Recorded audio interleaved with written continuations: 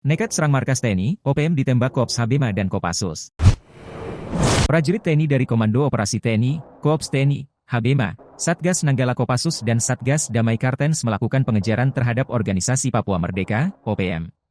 Dan didapatkan hasil terkenanya, ditembak, beberapa personel OPM sehingga mereduksi kekuatan OPM kelompok Afrianus Bagubau dan Keniti Pagau, ujar Panglima Kogab Wilhan III, Letjen TNI Richard TH Tampu Bolon, Jumat, 10 Mei 2024.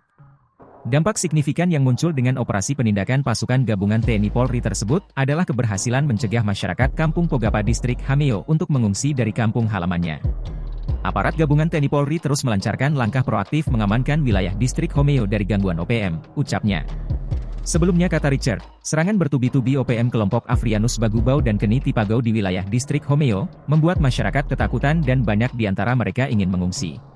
Jenderal Bintang 3 Kopassus ini menyebut, sebelumnya, serangan bertubi-tubi OPM kelompok Afrianus Bagubau dan Keniti Pagau terus dilancarkan.